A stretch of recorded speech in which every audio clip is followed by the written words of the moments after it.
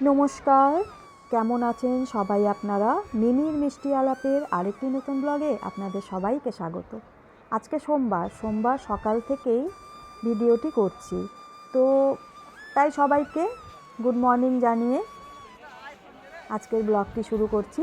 ব্লগটি শুরু করার আগে সবার কাছে অনুরোধ রইল, যদি আজকের ব্লগটি দেখে আপনাদের ভালো লাগে তাহলে অবশ্যই লাইক, কমেন্ট আর শেয়ার করে দেবেন। আর যদি চ্যানেলটিকে ভালো লাগে, সবার কাছে অনুরোধ রইল একটু চ্যানেলটিকে সাবস্ক্রাইব করে পাশে থাকার। তো চলুন আজকের ব্লগটি শুরু করছি। আজকে আমি সকাল থেকে কিছু কাজকর্ম করেছিলাম, সেগুলো অফ ক্যামেরায় করেছি, অন ক্যামেরায় করা হয়নি, কারণ তখন ক্যামেরাটা অন করা সম্ভব ছিল না। যেহেতু যে কাজগুলো করছিলাম সেগুলো হচ্ছে, আজকে যেহেতু শ্রাবণ মাস পড়ে যাচ্ছে সামনে, তাই আজকে সোমবার দেখে আমি একটু ঘরের অনেকগুলো ঝুল পড়ে গেছিলো মাকড়সার অনেক জায়গায়, তো সেগুলো একটু পরিষ্কার করছিলাম, ঘরটো ঝেড়ে নিচ্ছিলাম। তো কী হয় আর কি অনেক ধুলো বালি তো হয়ই, জানেন ধুলো টুলো থাকে, তো সেজন্য আর তাড়াহুড়ো করে ওগুলো করছিলাম, কারণ পুজো দিতে হবে, রান্না করতে হবে, দেরি হয়ে যায় এই সমস্ত কাজ করতে গেলে। তো ঘরের খুঁটিনাটি কাজ করার সময় সেজন্য আর ক্যামেরা অন করে করতে পারিনি, অফ ক্যামেরাতেই করে নিয়েছি।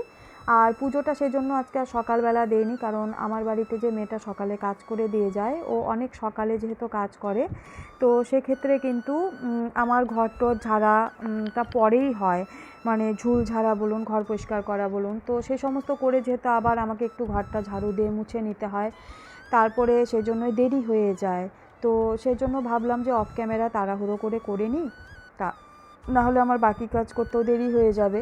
তো সেগুলোই করছিলাম, তো সেজন্য আর ক্যামেরা অন করে করিনি।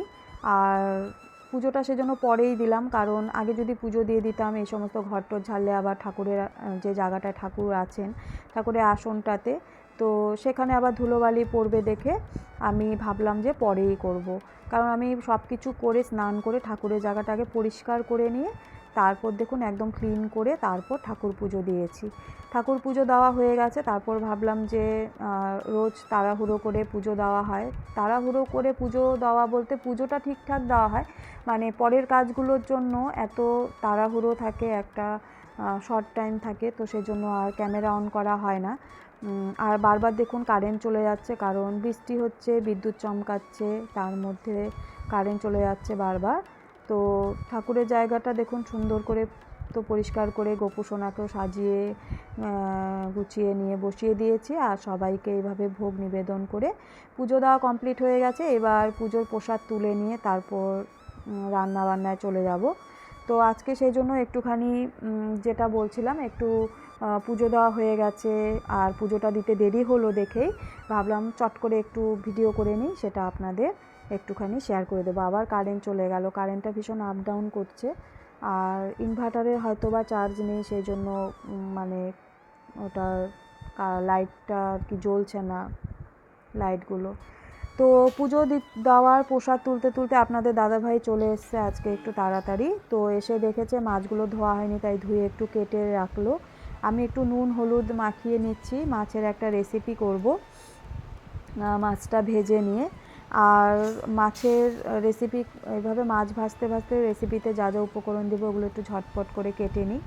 আর আজকে অবশ্যই 3টে ওভেন জ্বালিয়ে আমাকে রান্না করতে হবে, একপাশে ভাত বসিয়ে দিতে হবে, একপাশে এই মাছের রেসিপিটা করব। মাছের রেসিপিটা আমি কোনো সময় আপনাদের শেয়ার করব, আমার মনে হচ্ছে এর আগে আমি শেয়ার করিনি আপনাদের সাথে, যদি না শেয়ার করে থাকি তাহলে শেয়ার করব। খুবই ভালো একটা রেসিপি, স্বাস্থ্যের পক্ষেও খুবই ভালো একটা রেসিপি এটা, একদমই মানে পেঁয়াজ আদা রসুন এই সমস্ত ছাড়া এই রেসিপিটা, তো খেতে কিন্তু দারুণ লাগে। আলু দিয়ে আমি করি এই রেসিপিটা শেয়ার করলে আমার মনে হয় আপনাদের ভালো লাগবে, আপনারা চাইলে এইভাবে করে দেখতে পারেন, আশা করছি ভালো লাগবে।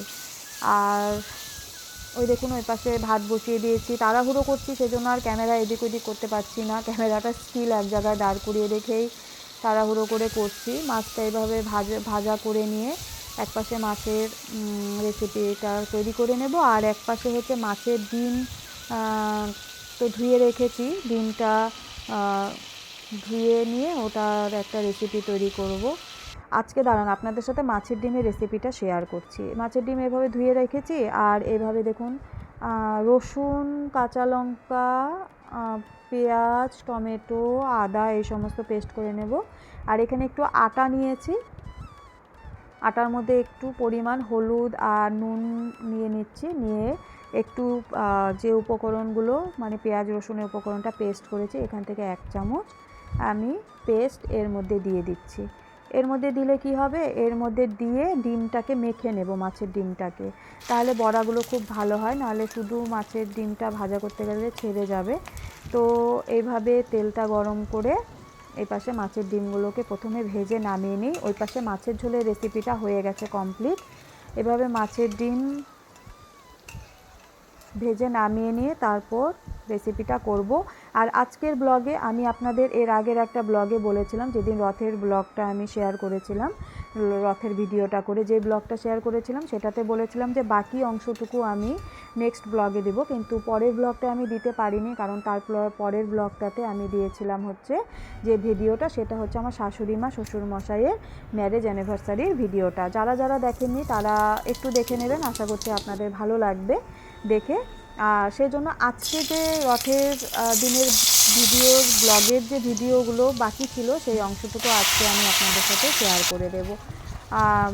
তো এইভাবে আমি দেখুন মাছের বড়া ডিমের বড়াগুলো নামিয়ে নিয়ে তারপর এখানে কালো জিরে আর ফোড়ন দিলাম, আর একটুখানি কুচনো পেঁয়াজ সেটাকে দিয়ে তারপরে একটু ভেজে নিয়েছিলাম, একটু ব্রাউন করে ভেজে নিয়ে তারপর পেস্ট যে করে রেখেছিলাম সেটা দিয়ে গুঁড়ো মশলাগুলো দিয়ে দিচ্ছি। এখানে গুঁড়ো মশলার মধ্যে যেমন নুন দিয়েছি, হলুদ, জিরের গুঁড়ো, ধনে গুঁড়ো আর কাশ্মীরি লঙ্কার গুঁড়ো, প্রত্যেকটাই উপকরণ হচ্ছে পরিমাণ অনুযায়ী দিয়েছি।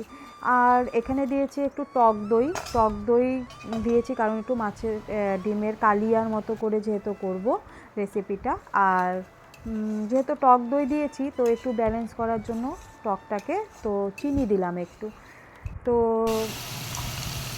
দিয়ে বেশ কিছুক্ষণ কষিয়ে নিয়েছিলাম মশলাটাকে, একটু ঢাকা চাপা দিয়েও দেওয়ার পর আবার একটুখানি ঢাকনা খুলে একটু জল দিয়ে আবার ঢাকা দিয়ে ফুটিয়ে নিয়েছি। যেহেতু একটু কালিয়ার মতো করব আগেও বললাম, তো সেজন্য তো বেশি ঝোল রাখবো না, তো সেজন্য এখানটাতে একটু এভাবে দেখুন একটু গ্রেভি করে মাছের ডিমটা দিয়ে একটু গ্রেভি করে তারপর আমি একটু ঘি আর গরম মশলা দিয়ে এইভাবে নামিয়ে নিয়েছি। তো এবার লাঞ্চটা সেরে নিই তাড়াতাড়ি করে, তারপর একটু রেস্ট করতে পারবো তাহলে।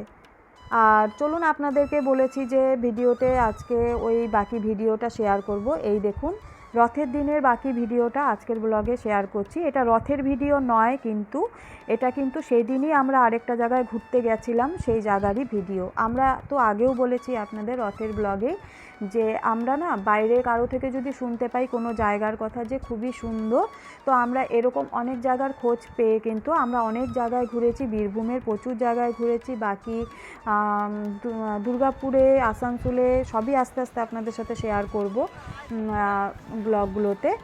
আর এইখানে হচ্ছে আমরা রথের দিনও শুনেছিলাম, রথের 2 দিন আগে, যে এই জায়গাতে রথ খুব সুন্দর হয়, মানে পৌরাণিক অনেক রথের যে কাহিনী সেটা আমরা শুনেই কিন্তু এখানে এসেছিলাম। তো ভালোই লাগলো, গ্রাম্য পরিবেশের রথের মেলা দেখলাম। ওখানে রথ যেরকম একদিনেই যেরকম উল্টো রথ বা ফেরা রথ যেটা সেটা হয় না, রথটাকে নিয়ে যাওয়া হয় কিছু দূর, নিয়ে গিয়ে আবার কোনো মন্দির বা কোনো একটা জায়গা থেকে আবার রথটাকে সেদিনই ঘুরিয়ে নিয়ে আসা হয়। আর সেখানেই দেখুন সেই জায়গাটার নামটা ছিল, সেই জায়গাটার নামটা হচ্ছে হেতমপুরে আমরা হেতমপুরের রথ আর হেতমপুরের রাজবাড়ি আমরা সেদিন দেখলাম। তো রাজবাড়িটার কিন্তু সেরকম কোনো তথ্য আমরা কোথাও থেকে জোগাড় করতে পারিনি, কারণ অনেকটাই ভিড় ছিল সেদিন। আর ভিড় থাকলেও আর ওখানে কাউকে সেরকম পাচ্ছিলাম না যে যার থেকে এরকম তথ্য আমরা জানতে পারবো। তো যাই হোক, যেটুকু আমরা শুনেছি ওইখানে অনেকেই এসছিলেন, যারা দেখতে এসছিলেন তাদের মধ্যে থেকে 2-1 জনকে জিজ্ঞেস করছিলাম যে রাজবাড়ি সম্পর্কে কিছু জানে কি না। তো তারা যেটুকু বললো সেটা হচ্ছে, কেউ বললো রাজা কৃষ্ণচন্দ্রের আমলের আগের, কেউ বললো রাজা কৃষ্ণচন্দ্র আমলের থেকে এই রাজবাড়ি।